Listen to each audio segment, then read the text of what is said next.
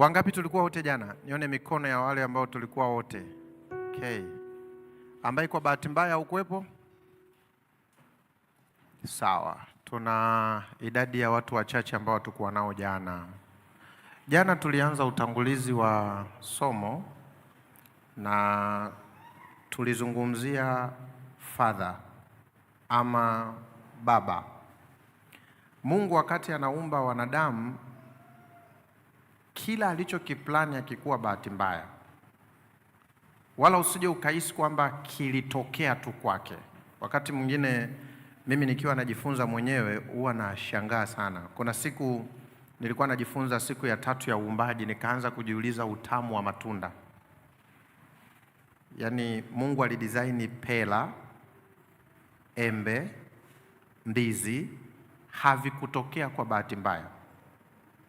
Watu wanafikiri kwamba eti Mungu naye alikuwa anataja alafu naye anashangaa mti ukitokea. Yaani Mungu anasema iwe miti, alafu umetokea mparachichi, anasema na huu umetokea. Wengi wana hiyo concept wakiamini ilikuwa hivyo. Wanasema kazi ya uumbaji kwa Mungu ilikuwa kubwa sana, kwa sababu kabla Mungu hajapronounce, hajasema kitokee kitu fulani, ilipaswa Mungu akimalize kitu chote kichwani. Yaani Mungu adesign kila kitu, alafu ndo anasema kitokee, kinatokea. Kwa hiyo unaposikia Mungu anasema iwe nuru, alianza kwanza kuplani, kisha akamaliza, alafu akasema iwe nuru, ikawa nuru. Sijui siku ya pili Mungu akafikiri, akamaliza, akasema iwe anga, ikawa anga.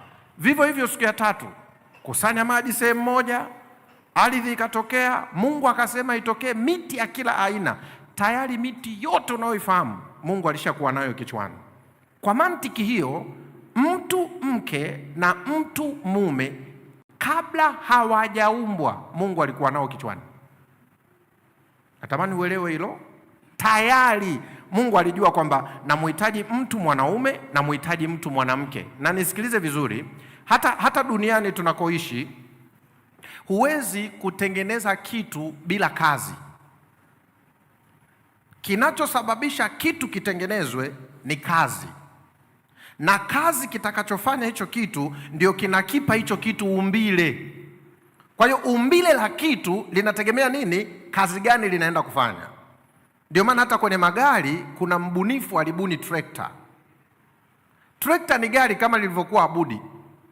Lakini trekta lina siti ya dereva na hapa pembeni wanaweza wakakaa 4. Lakini Abudi lina siti zaidi ya watu 60 na. Kazi ya trekta lilitengenezwa ili liende shamba. Lakini kazi ya basi libebe abiria kutoka point moja kwenda point nyingine. Kwa hiyo mtengenezaji wa basi kabla hajatengeneza basi alikaa akafikiri akasema hapana, nahitaji kutengeneza basi litakalobeba watu kadhaa, litakuwa na ukubwa hivi.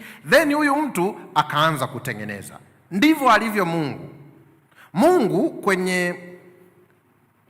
kwenye sijui namuonea Mungu nikisema hivi, kwenye mind, kwenye akili yake alikuwa na wazo la kuumba binadamu. Mungu hakutaka kuumba binadamu mmoja. Mungu alikuwa anataka binadamu wengi. Lakini kuna neno moja la Kiingereza zuri linasema, kwa Kiswahili wanasema Mungu wetu sio wa instant, sio wa ghafla. Yaani Mungu vitu havitokei ghafla, vina process ya kutokea. Ni kweli Mungu anataka watu wengi, yani anataka millions of people. Lakini katika mpango wake wa uumbaji Mungu akatengeneza foundation. Nataka watu wengi, lakini katika watu wengi naanza na yupi atakayesaidia watu wengine wote wapatikane kutoka kwa huyo. Mungu akaanza na mwanaume. Napenda lugha ya Kiingereza. Ukisoma Biblia ina maneno 3. Neno la kwanza ina neno linaitwa man, M-A-N. Kiswahili tunaweza kusema mtu. Lakini nisikilize vizuri, mtu hana jinsia. Sijui nimeeleweka? Hapa sasa hivi nikisema hivi, mtu mmoja aje, akija mwanamke amekosea? Akija mwanaume amekosea? Utakubaliana na mimi neno mtu halina jinsia. Ukitaka kutenganisha jinsia utaanza kusema hivi, mtu mke, mtu mume. Wenzetu wazungu nimeona wanasema man female na kuna man male. Nisikilize vizuri ninakokwenda. Wakati Mungu ana design taifa, Mungu anasema hivi, nahitaji taifa, lakini taifa nalotaka nilitengeneze, mtu wa kwanza atakaye kuwa responsible, atakayebeba taifa zima ni mwanaume. Wanaume wenzangu mliokuweko hapa, wanaume kwa Mungu, nilikuwa nasoma leo nikiwa njiani, I was shocked kugundua kwamba kitu kikubwa sana alichopewa mwanaume ambacho ni special kuliko, kwa sababu mwanaume ndiye source and sustainer wa binadamu wote duniani. Rudi kwenye Biblia yako. Mungu katika Mwanzo 1 fungu la 26, msomaji hatutasoma, linasema hivi, Mungu akasema na tumfanye mtu kwa mfano, kwa sura. Umewahi kujiuliza anaposema kwa mfano wetu, kwa sura yetu, anamaanisha nini? Neno lililotumika mfano, image, wanasema ni character. Mtu aliye na tabia kama ya Mungu. Cha pili ambacho Mungu alikisema, likeness. Likeness ni function. Kwa hiyo Mungu anasema hivi, tumtengeneze mtu aliye na tabia yetu na atakayefanya kazi kama sisi. Mungu yeye anafanyaje? Mungu yeye ni baba, anazaa. Anazaaje? Kwa kuumba, kwa sababu jinsia amezidesign yeye. Kwa hiyo yeye hana haja ya jinsia. Kwa hiyo cha kwanza, Mungu anazaa ama anazalisha.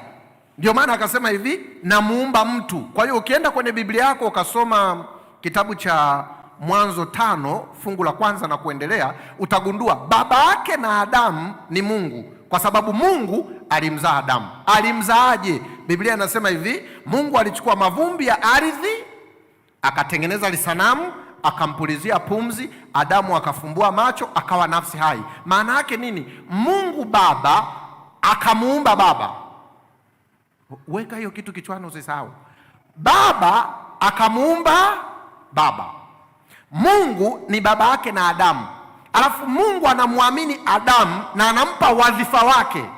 Sijui kama hichi kitu kimeingia kichwani mwako. Mungu anampa mwanaume title yake.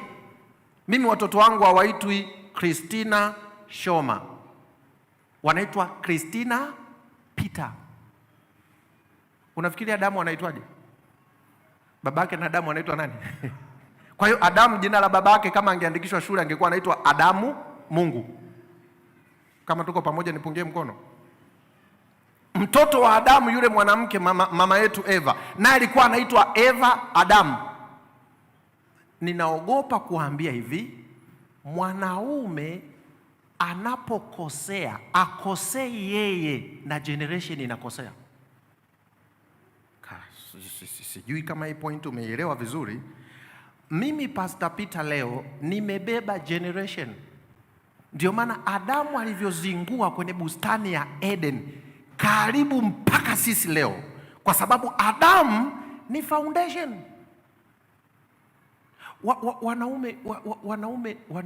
Wanaume nisikilizeni vizuri. Wewe ndio msingi. Ukitokea tu crack, jengo limefanyaje? Sasa hebu tuende kwenye crack. Ikitokea ufa likitokea ufa kwenye foundation, maana yake generation yote imefanya nini? Imeharibika. Kwa hiyo mwanaume asiyefaa akioa mwanamke anayefaa, maana yake ni nini? Asikiliza hii hatari. Msingi wa matope, alafu juu umenyanyua na tofali. Hiyo nyumba lazima ifanyeje? Lazima ianguke. Kwa nini? Kuna msingi, foundation ni matope. Hata kama matofali ya juu yatakuwa ya block, tena umeweka na nondo na kokoto, lakini kwa sababu foundation haiko salama, ukijenga juu inaanguka. Na ndio maana binti ambayo hujaolewa, be careful. kupata mume. Kuwa makini sana kupata mume, kwa sababu mwanaume ndio ana determine the next generation. Mwanamke adetermine. Msomaji, nisomee kitabu cha Wakorinto wa kwanza 11 mpaka 12. Naomba na wale watu nilioomba kwa mfano. Wakorinto wa kwanza 11 mpaka 12 inasema, lakini katika Bwana si mwanamke pasipo mwanamume. Lakini katika Bwana si mwanamke pasipo mwanaume, wala mwanamume pasipo mwanamke. Changamkeni kidogo. Maana kama mwanamke alitoka katika mwanamume, vile vile tujae hapa. Endelea na kusikia, mtu wa Mungu. Vile vile mwanamume naye huzaliwa na mwanamke, na vitu vyote asili yake kutoka kwa Mungu. Ishia hapo. Nani amesikiliza kati anasoma? Mbinguni mbali. Okay, nasema summary ya fungu alilolisema. Mwanamke alitoka kwa mwanaume na mwanaume alitoka kwa mwanamke. Chill, usinitangulie, twende tu taratibu. Wa kwanza aliyesababisha mwanamke atokee ni mwanaume. Sasa mimi nazungumzia function in creation, usije ukachanganya. Nazungumzia kazi katika uumbaji, sizungumzii kazi katika matokeo ya uumbaji. Kama tuko pamoja nipungie mkono. Ngoja nikuonyeshe tofauti uone. Kazi katika uumbaji, kazi katika uumbaji. Mungu anataka kutengeneza jengo, kazi katika uumbaji. Mungu akachagua mwanaume awe foundation. Lakini matokeo katika uumbaji, mwanamke akamzaa Kaini. Tuko pamoja? Kaini ni binadamu wa kwanza kuzaliwa kwa kukaa tumboni miezi 9. Ninahisi, sina uhakika, nahisi Adamu na mkewe wanaweza wakawa hawana vitovu. Jamani, nimesema nahisi, kwa hiyo msiniingilie. Nahisi, sina nini? Kwa sababu Adamu hajawahi kukaa tumboni, mke wake hajawahi kukaa tumboni. Binadamu wa kwanza aliyekaa tumboni mwa mwanamke ni Kaini. Kaini ni matokeo ya uumbaji, usije ukachanganya. Na nitakwambia kwa nini nasema Kaini ni matokeo ya uumbaji. Mungu anaposema mwanaume ni foundation, hazungumzii mwanaume aliyezaliwa na mwanamke, anaanza kuzungumzia kwa nini alianza na mwanaume. Hiyo ndio point naotaka uiweke kichwani. Na unisikilize vizuri, mwanaume haimaanishi wewe ni zaidi ya mwanamke, ila inazungumzwa kwenye kazi uliopewa wewe. Kazi aliyopewa mwanaume sio sawa na kazi aliyopewa mwanamke, na utofauti wetu katika kazi haumaanishi kwamba ni udhaifu. Usije ukaelewa vibaya, sio udhaifu, ila ni Mungu ameamua hivyo. Hata sisi wakina mama mnayetuona hapa, wanaume, hatukutaka kuwa baba wala hatukuwahi kuomba kuwa baba, ila Mungu kwa mapenzi yake akaamua sisi tuwe nani? Baba. Kwa hiyo mimi kuwa baba sio takwa langu, sio ridhaa yangu, sio maamuzi yangu, ila ni plani ya Mungu anapoitengeneza taifa duniani. Plani yake akasema mwanaume atakuwa baba. Ni plani na uchaguzi wa Mungu, sio sisi binadamu. Na ninarudia, haimaanishi mwanaume ni bora kuliko mwanamke, ila mwanaume ndio msingi wa kizazi. Kama tuko pamoja nipungie mkono. Angalia hawa rafiki zangu niliowaweka hapa mbele. Huyu ni Mungu. Sogea kidogo, mtu wa Mungu. Huyu ni Mungu. Mungu anataka kuanzisha taasisi inaitwa binadamu. Ukisoma Mwanzo 1:28 utasikia zaeni mkafanye nini? Manake Mungu hataki mtu mmoja, Mungu anataka watu. Lakini hawezi kuumba watu wengi, lazima uanze msingi utakaoendelea kutengeneza na matofali mengine mpaka jengo litakapokamilika. Na hiyo ndio tofauti yetu sisi na viumbe wengine. Mungu akamuumba mtu anaitwa Adamu. Foundation. Geukia huko, mtu wa Mungu. Huu ni msingi ambapo Mungu anataka juu ya huu msingi aegemeze vitu vingine vyote. Ngoja nikunong'oneze kitu ambacho hujui. Unafahamu kwamba siku Adamu anaumbwa na wewe uliumbwa, ila ulikuwa kwenye kiuno cha nani? Hello? Let me go deeper. Ngoja nikusurprise. Unafahamu kwamba mwanamke hana mbegu za uzazi? Pastor, unamaanisha nini? Pastor analijua hili. Lugha ya Kiebrania, wanaposema Mungu akachukua ubavu, lile neno lilotumika pale linatafsiriwa seli. Mwanaume ana seli ngapi za uzazi? Mwanaume ana seli ngapi za uzazi? Ana X na sisi wanaume ikachukuliwa X yetu ili azaliwe nani? Mwanamke. Mwanamke hana mbegu, ila hata hizo mnazosema anazo ni zetu. Sijui kama tunaenda pamoja, kwa sababu zilitoka kwa nani? Kwetu. Kwa mimi nikiwasikia wanawake eti tunataka haki ipi hivi, na si wanaume tukiamua tunataka X zetu. Lakini sikiliza tofauti ya mwanamke na mwanaume. Mwanamke hana mbegu za uzazi, lakini mwanamke ana mfuko wa uzazi ambao mwanaume hana, ila mwanaume ana mbegu. Ndio maana mwanaume ni foundation. Kumbe Mungu wakati anamuumba Adamu kutoka kwenye mavumbi ya ardhi, alimuumba na mwanamke ndani ya Adamu. Kama unanielewa nipungie mkono. Kwa hiyo anapomuhitaji mwanamke, Mungu arudi tena kwenye mavumbi ya ardhi, maana yake tayari alishatengeneza foundation inaitwa Adamu. Mungu anaenda kumtoa mwanamke ndani ya nani?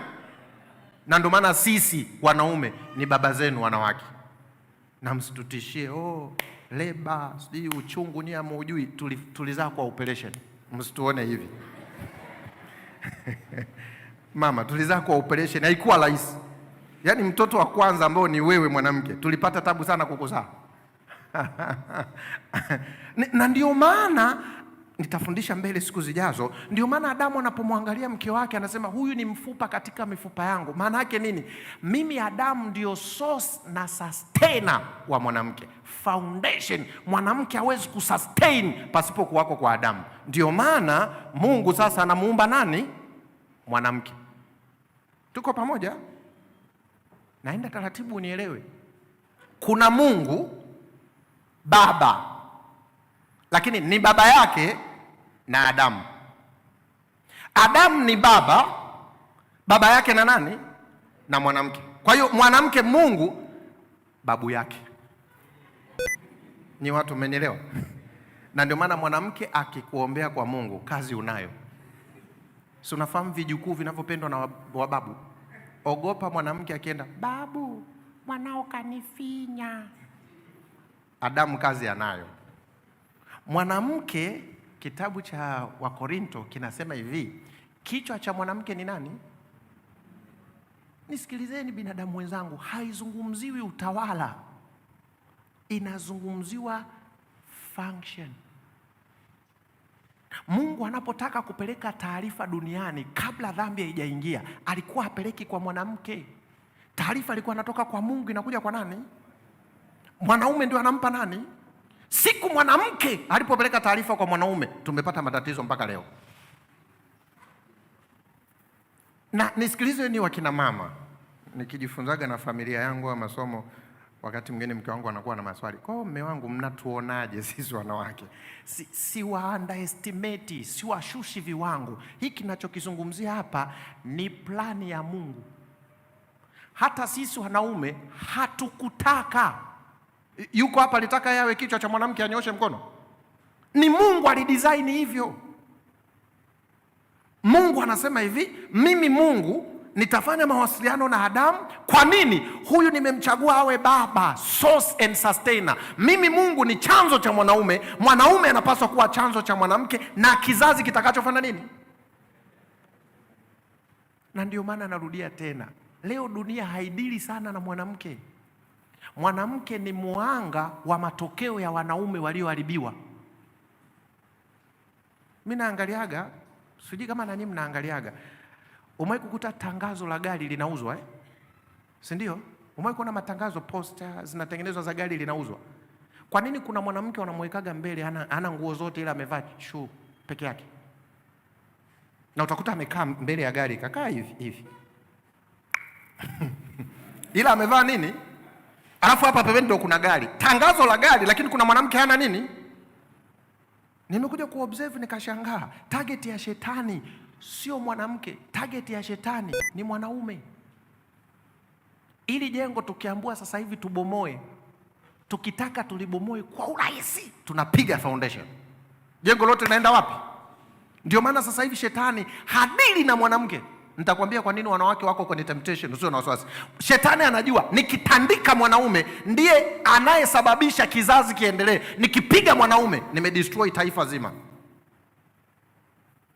Kwa nini? Kwa sababu mwanaume ni foundation. Mwanaume kuwa foundation haimaanishi yeye ni bora kuliko mwenzie.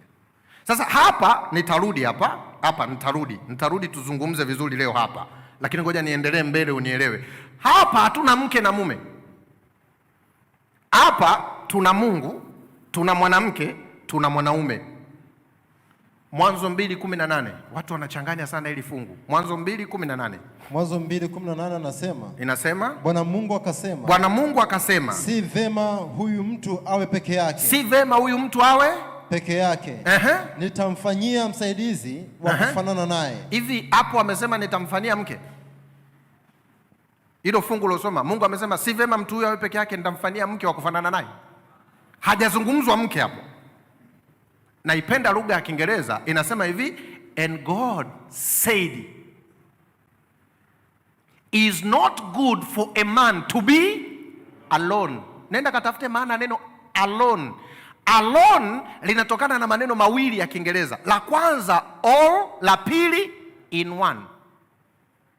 Ndio maana lile neno alone, maana lina all na one. Walipolikutanisha wakaika in one. Kwa hiyo kwa lugha nyingine Mungu anasema si vizuri mtu awe peke yake. Maana yake sio awe na mkewe. Mungu hataki wewe uishi peke yako. Anataka awepo na mtu mwingine. Kwenye swala la kuwa mke na mume ni maamuzi mkiwa nyinyi wawili sasa. Nani amenielewa nipungie mkono? Kwa mantiki hiyo hatuanzi uke na mume. Tunaanza si vema mtu huyo awe peke yake. Ndio maana Adamu hakuanza kuwa mume, Adamu alianza kuwa baba. Automatically Adamu alianza kuwa baba, hakuanza kuwa mume. Paka mwenyewe alivyomwangalia vizuri mwanae, Biblia inasema wewe ni mfupa wewe katika mfupa wangu. Yale ni maneno kabisa ya kutongoza ya Adamu yani. Ndio inaenda hatua ya pili. Usichanganye alone na single.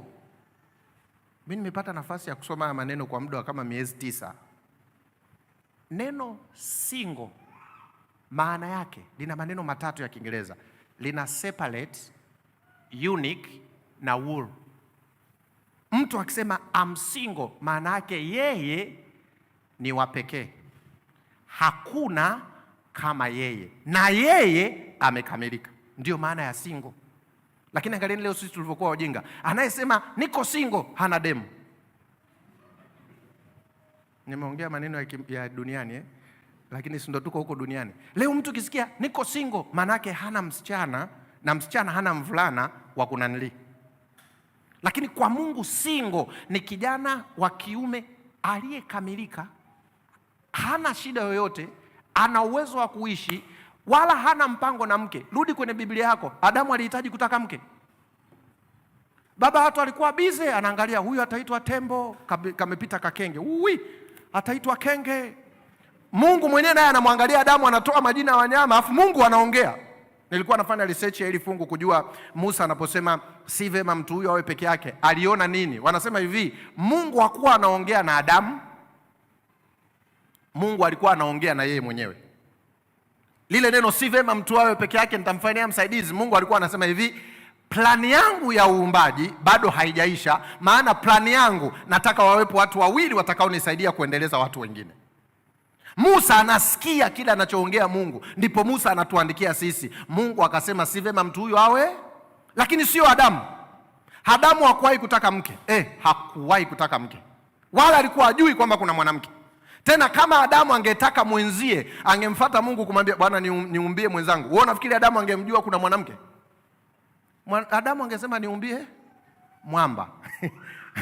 Kwa sababu Adamu anajiona yeye, hajui kwamba kuna binadamu kama yeye ataumbwa, ila yeye ana chakula cha watoto kikubwa. Hajui kwamba mwanamke atakuwa na maumbile tofauti naye. Adamu hajui chochote kuhusu hicho. Adamu anachojua kakamilika, hana mapungufu, yuko bize. Angalia, ana mahusiano na Mungu na anafanya shughuli zake, hajioni mpweke, hajioni anahitaji chochote, na shughuli zinaenda. Mungu alipomwangalia Adamu, Mungu kamwangalia Adamu akasema sasa Adamu yuko qualified. Ndipo Mungu akasema si vema mtu huyu awe. Lakini sisi bwana, leo tunajaribu wenyewe. Una notebook unaandika kabisa velo. Anawahi Sabato, anawahi shule ya Sabato. Lesoni anayo lesoni. Kitabu cha wimbo afai. Hana Adamu hakuwahi kutrabu na hicho kitu. Na nataka uelewe, mwanaume sahihi sio anayetafuta mwanamke. Tena kwangu mimi, pindi mwanaume akikwambia anataka mke, ndicho kipindi hafai kuwa na mke. Halo?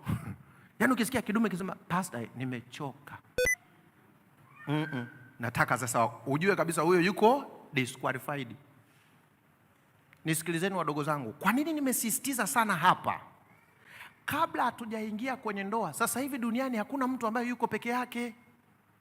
Mfano mimi kwetu tumezaliwa 6, lakini mama na watoto wake 4, baba na watoto wake 4, tukijumlishwa tuko 6. Nishakuchanganya hapo ulipo. Haya, mama alikuwa na watoto wake 2 kabla ya kukutana na baba. Baba naye alikuwa na watoto wake wangapi? Kwa hiyo baba na 2 wa kwake peke yake, mama na 2 wa kwake peke yake. Walipokutana wakanizaa mimi na dadangu. Jumla wangapi hao? Haya, kila mmoja na watoto wangapi?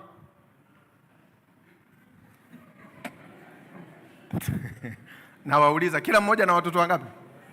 Kuna wakati hesabu huaga hazieleweki, ila zina majibu hayo. Baba na 4, mama na wangapi? Ila ukitujumlisha wote tuko wangapi? Kwa sababu 2 wanashare wote. Kwa hiyo mimi sijawahi kuwa peke yangu. Munisikilize hapa mnielewe. Na maanisha nini? Tunapojifunza mwanaume ni foundation, hatuna maana mwanaume aliye ndani ya ndoa. Tunazungumzia jinsia ya kiume. Umeoa, haujaolewa. Umeoa, uko mwenyewe. Tunazungumzia wewe ni foundation. Sio eti mwanaume ni foundation akiingia kwenye ndoa. Mwanaume ni foundation hata asipooa. Sifa ya wewe kuwa ndio msingi wa kubeba jengo sio mpaka ukioa. Hata kabla hujaoa. Tuko pamoja? Kwa hiyo haui mume ukioa. Unakuwa mume kabla hujaoa. Unakuwaje mume? Ili Mungu akuachie wewe uwe foundation. Wanaotengeneza haya majengo huwa wanayajaribu. Yaani wakitengeneza foundation wana vipimo na kuna wakaguzi wanakuja. Je, hii foundation inaweza kubeba ghorofa ngapi juu? Hili huyu mwanaume hawezi kuwa foundation, lazima ajaribiwe. Kwa hiyo mwanaume anachokitengeneza kwenye maisha yake ni character.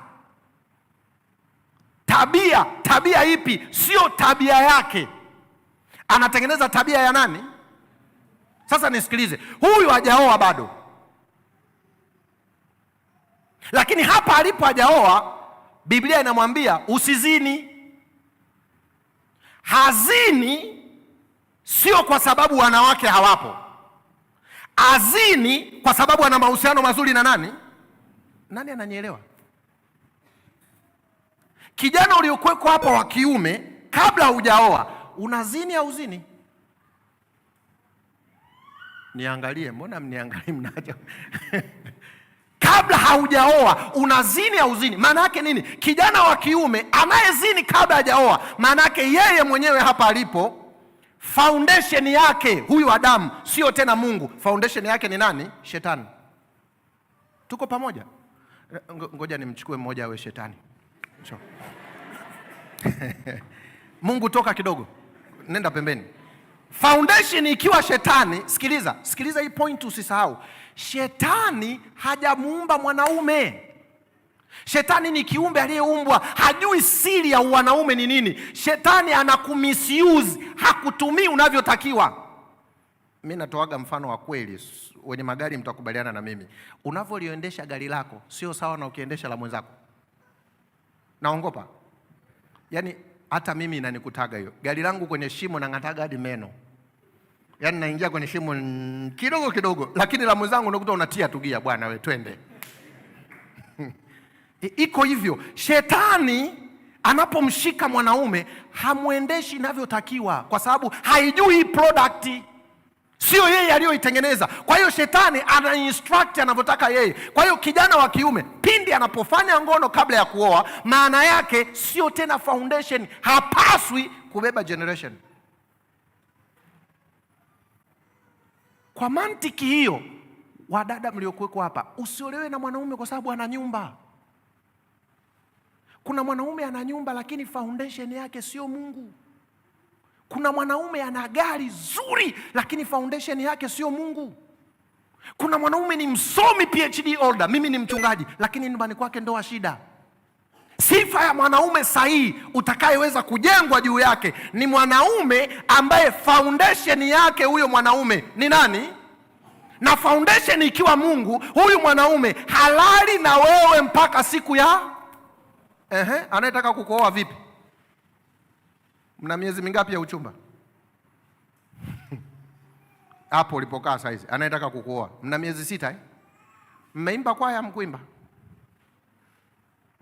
Mnisamee, naongea ukweli mbele ya Mungu. Mwanaume aliyekulala kabla hajakuoa, maana yake hamheshimu nani? Nikuulize swali, asiye mheshimu Mungu aliyeshika oksijeni yake, atakuheshimu wewe?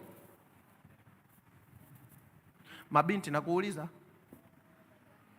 kama Mungu ambaye akiniambia hivi, Pastor Peter kufa chali, huyo sijamheshimu.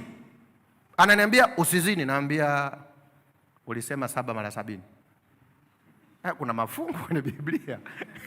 Mungu anasema usizini, wewe unamkumbusha, ila samee 7 naenda kufanya huo ujinga. Nikishamaliza namshtua, mwamba, huu mwili ni wa dhambi bwana, unaujua wewe mwenyewe. Tusameane bwana, maisha yafanyeje? Lakini bila kujua, kipindi unapofanya ngono kabla ya kuoa, maana yake umedistract character. Maana yake ya pili, foundation inaufa. Foundation ikiwa inaufa, jengo linafanyaje? Yaani mimi Pastor Kiombile sijui, lakini nafikiri imefika wakati hawa vijana wa kiume hawa tuwafunde.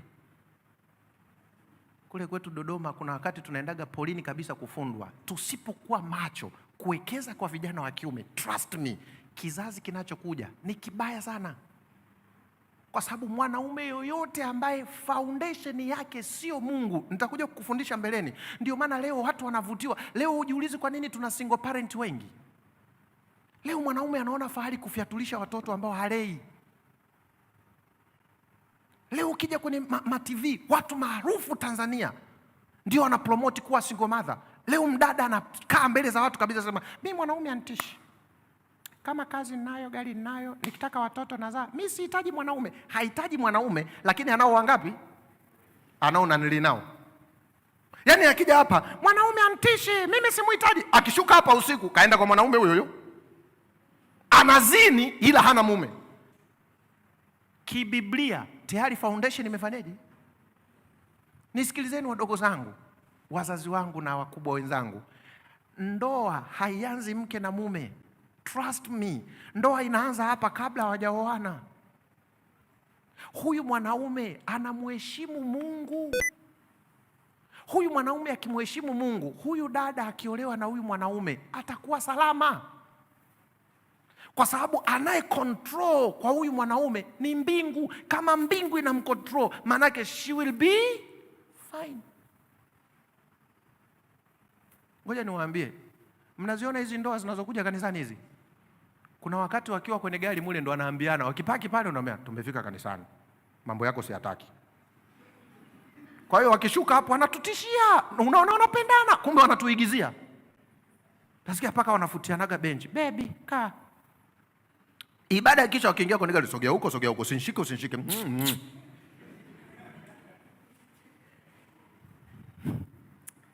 Hivi binti ambao hujaolewa, Siku ya kwanza ukienda kutongozwa na mwanaume, wewe unaulizaga mambo gani? Sasa angalieni sisi tulivyokuwa wapumbavu. Siku ya kwanza binti anaenda kutongozwa, maswali anaouliza, birthday yako lini? Birthday inahusiana nini na ndoa? Swali la pili la kijinga, unapenda chakula gani?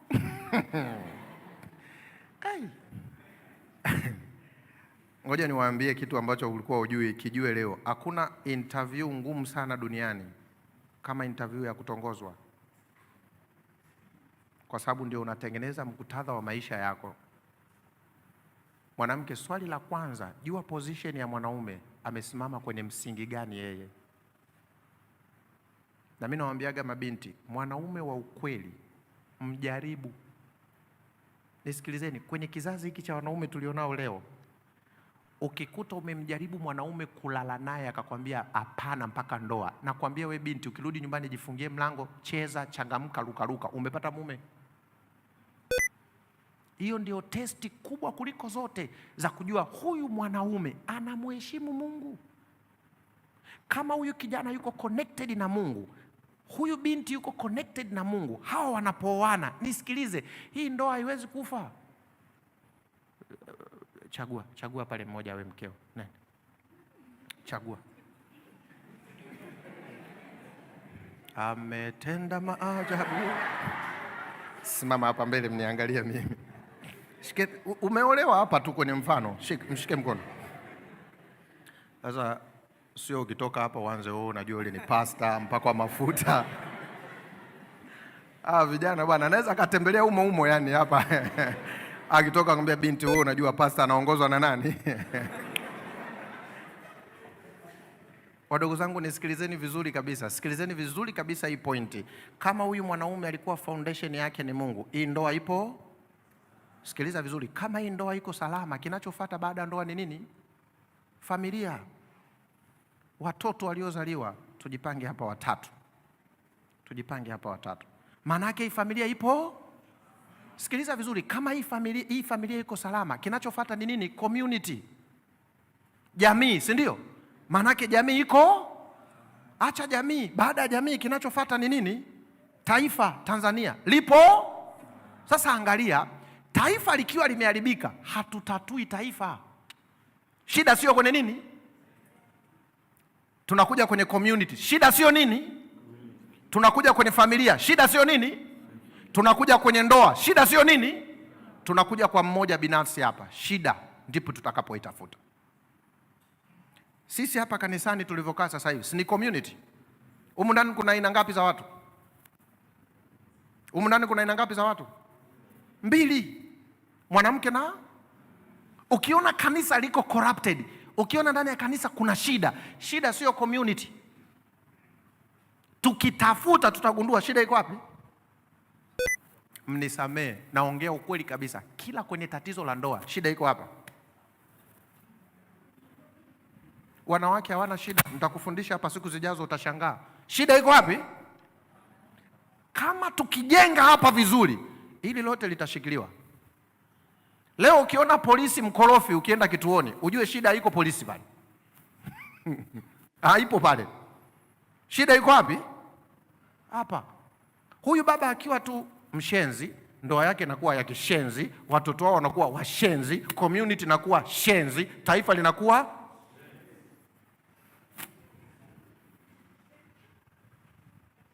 Bwana Yesu asifiwe. Nani amenielewa? Sasa nitoe ombi. Tutengeneze hapa kabisa. Mimi nawaambia, mimi kuna wakati naangaliaga taarifa habari, nikipita hapo Ubungo chini naona watoto wamejaa pale wanakula gundi, wametelekezwa na wazazi. Makosa sio yao. Mimi ninayoongea na wewe hapa ni evidence. Unajua kwa nini nilianza kusoma mambo ya familia? Mimi nimeanza kusoma sana mambo ya familia nikiwa form 1. Kwa nini? Ngoja nikwambie. Baba yangu alipomuoa mama yangu, mimi nilipozaliwa, baba alimwacha mama. Nikiwa hata sijijui. Kwa hiyo mama sasa ndio baba, ndio kila kitu. Na ukumbuke pindi baba anapokuwa yuko nyumbani, maana foundation Mama yuko busy ahangaike, sisi tule tuvae, tayari sisi nyumbani tukaanza kuwa watoto wa ovyo. Mimi unayeniona hapa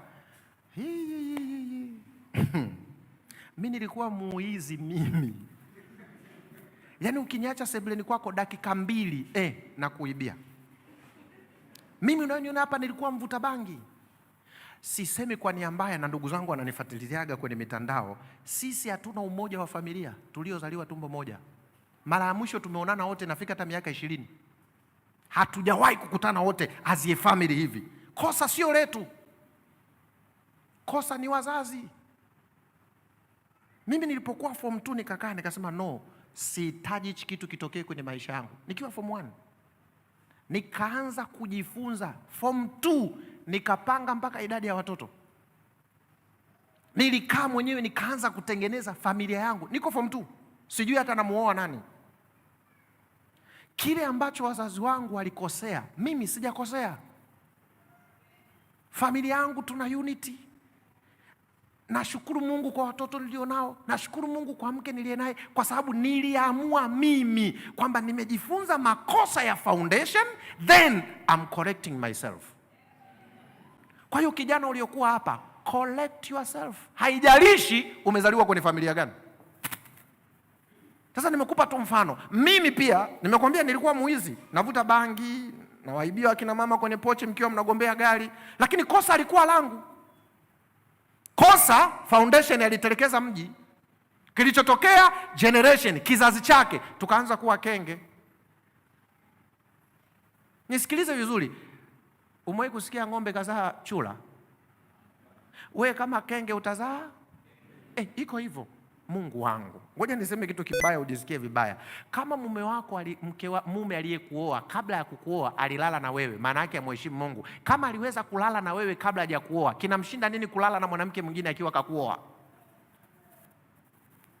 Nakuuliza, nini kinamshinda? Kabla sijakuoa nimekulala, maana yake simheshimu nani? Nikikuoa tuko ndani wawili, nalala na mwingine pia. Maana tabia yangu ya kuto kumheshimu Mungu haibadilishi na wewe kuwa mke wangu.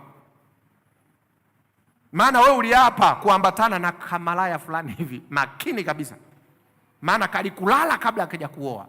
Kwa mantiki hiyo, unapoingia naye kwenye ndoa umeingia na muhuni, na ndio maana unakinywea leo kwenye ndoa. Tena Mungu anisamee. Na wewe mwanamke, kwa nini ulikubali kunanili kabla hujaolewa? Alikulazimisha? Alikushikia bunduki kwamba kaka usipokubali na kuua? Alafu eti sasa hivi tunataka tutengeneze ndoa. Ndio maana sasa hivi wadogo zangu ambao hamjaingia kwenye ndoa, mimi naongea hivi na ushahidi. Na miaka 13 ya uchungaji na miaka 24 since nimekuwa Mwadventista Msabato. Ndoa nyingi tulizonazo leo, nyingi, 80% ya ndoa tulizonazo leo hawana furaha ya ndoa. Wanaishi tu kwa sababu hawakuwahi kujifunza hichi kitu. Sasa hivi watu wengi ndani ya kanisa wanakuja tu kuigiza. Watu wana machi paka hapa mbele, walishapiga game miaka kibao. Katika uchumba wa miaka 2, washajuana mpaka ile siku ya kuoana hawana haraka ya kumachi. Wanawahi wapi? Wako tu, twende babu wetu kawazuge hapa. Tondoke zetu. Wakija hapa mbele wamesimama, wanaapa tu, mimi namtoa huyu mwanaume mwaminifu aliyejichunga na kujitunza. Wewe unafikiri atamachi kidogo kidogo? Lazima umwambie taratibu. Ana haraka. Lakini siku hizi hicho kitu tumepoteza. Alafu angalieni mitandao ya kijamii, nyimbo tunazosikiliza, matamasha tulionayo, audience duniani ina distract watu kuliko wanavyofikiria. Mimi naogopa sana hii kizazi hichi. Ukienda TikTok, 90% ya TikTok wana promote ngono. Instagram, 1% kubwa ya vitu vinavyotumwa mule ni ngono. Ukikaa ukaangalia, binti hana nguo, kavaa tu hiki, anacheza, mwanaume uko destroyed. Nisikilize mwanaume, pindi wewe unapopata ufa, jengo litaanguka. Kuanzia sasa, usiruhusu kila kitu ukione. Jiwekee limiti. Wewe ni foundation, unabeba kizazi kingine. Ukiingia TikTok kufuata kilichokupeleka. Leo kijana anakaa na simu yake masaa 4. Yuko TikTok. Anachoangalia ni useless. Hakimsaidia hata kitu hichi. Bila yeye kujua, ana destroy character. na yeye ni foundation. Anapoharibu yeye tabia yake, huyu mwanamke hayuko salama. Kwa nini hayuko salama? Kakutana na mwanaume ambaye nyuma yuko nani? Njoo shetani baba.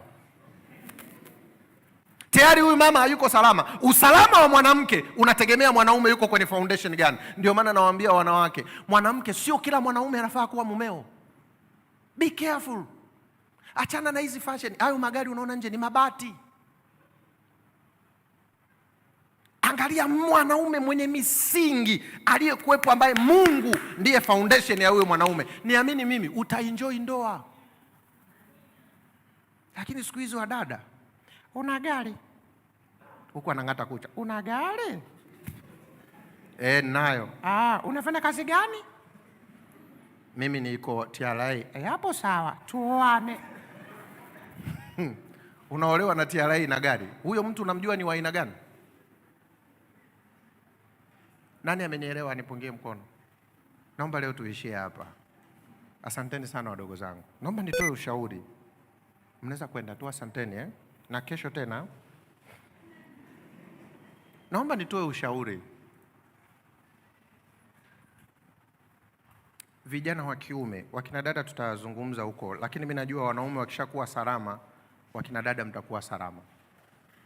Kwa sababu hebu imagine vijana wote waliokuweko hapa wa kiume wanaanza kuishi makusudi ya Mungu. Kuna dada ambaye atachezewa ndani ya kanisa? Kwa sababu hawa vijana ni baba, watakuwa protector, wataanza kuwalinda wanawake. Na wanawake mtakuwa kwenye mikono salama. Lakini kama kijana wa kiume yuko kwenye mikono ya Mungu, trust me, jiandaeni, kazi mnayo.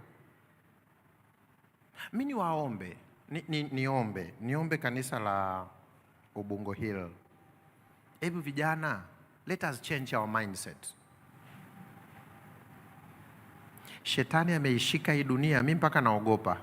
Mnafahamu tamthilia? Sehemu kubwa tamthilia nazungumzia nini? Mapenzi. Na ukitoka hapo unataka yale mapenzi ya tamthilia yatokee wapi? Kwako. Wale wanaigiza. Mwanaume aligombana na mwanamke, yule mwanamke akakasirika, akakimbilia baharini, akawa anaangalia bahari, ghafla yule kijana wa kiume akatokea nyuma yake, akamkumbatia. Eti na wewe umegombana na wakwako, mimi nakwambia unakimbia baharini.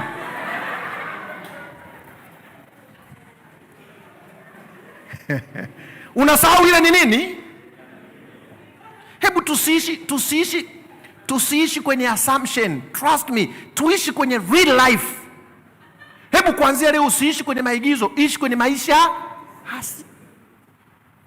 Eti leo mtu kaona mtu sijui kwenye hizo tamthilia, amelia, amepewa leso, naye yuko mbele ya mchumba wake. Kidume kimekazana, pole. Ndo unipi leso. Kisa umeona kwenye nini? Mimi niombe, hebu anza kuishi maisha halisi. Mwanaume, anza kujitathmini mwenyewe, tengeneza mahusiano yako na Mungu, jiwekee limiti. Unapojiengage kwenye mahusiano, mfanye yule mwanamke hata awe proud na wewe.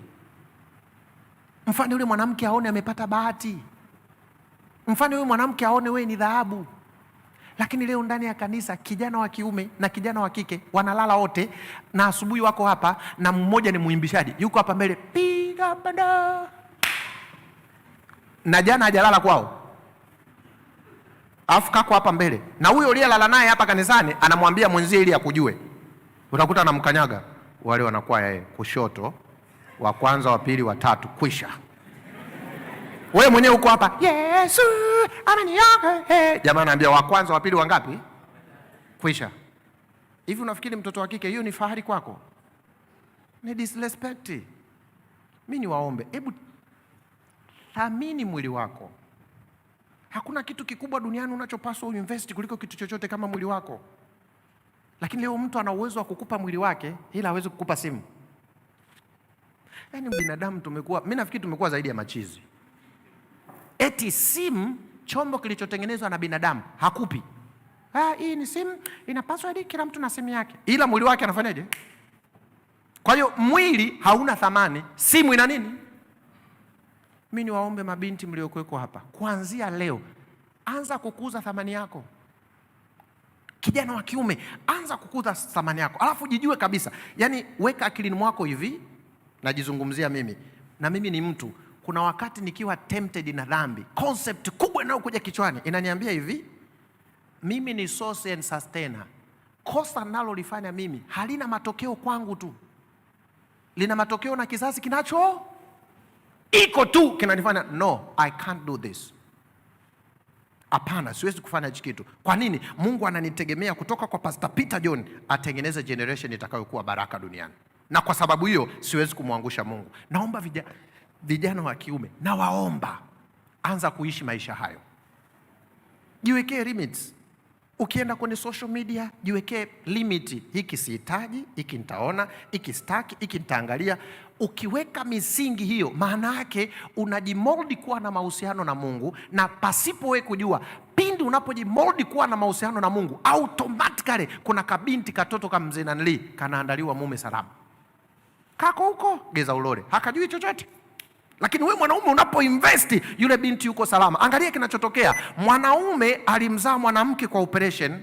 Sikiliza vizuri. Mwanaume akiwa mwaminifu kwa Mungu, akakutana na mwanamke, mtoto wa kiume atakayezaliwa na huyu mwanamke atakuwa mume bora. Kwa sababu baba yake yuko kwenye foundation ambayo ni nani? Maana yake mbegu inayozalishwa inamzaa kijana mzuri wa future kwa kizazi kinachokuja. Kwa sababu gani? Baba alikuwa mwaminifu, mama alikuwa mwaminifu, wamelea mtoto katika misingi bora. Huyu mtoto aliyezaliwa naye atakuwa baraka kwa mtoto mwingine na mtoto mwingine na mtoto mwingine. Hilo ni ombi kwa vijana wa kiume na wa kike. Na mimi niwahakikishie wadogo zangu, tuna uwezo wa kuishi duniani na tukaishi tofauti na wanavyoishi duniani. Tuinamishe vichwa tuombe. Yesu, asante tena kwa ajili ya leo. Haya masomo yasiwe bure, na kusii sana wasifurahie tu kufahamu ukweli. Hebu naomba vijana wa kiume walionisikia leo kwenye mtandao, walionisikia leo ndani ya kanisa, Roho wako Mtakatifu aguse dhamiri za mioyo yao. Onyesha jukumu kubwa na imani Mungu ulioiweka ndani yao. Umetuchagua sisi kuwa misingi ya kubeba jengo. Msaidie kila kijana wa kiume akageuza uso wake kukutafuta wewe, na tutakapo kutafuta wewe kwa uaminifu, wanawake wakaishi katika maisha ya furaha, maana watakuwa mikononi salama, na kizazi kitakachozaliwa kutoka kwetu kikawe baraka kwenye ulimwengu. Ninaamini Yesu, Roho wako Mtakatifu ataendelea kunena na kila mmoja, na kwa wakati unaokupendeza tufanye kuwa watu wa tofauti. Katika jina lako Yesu tumeomba, amen. Mungu awabariki.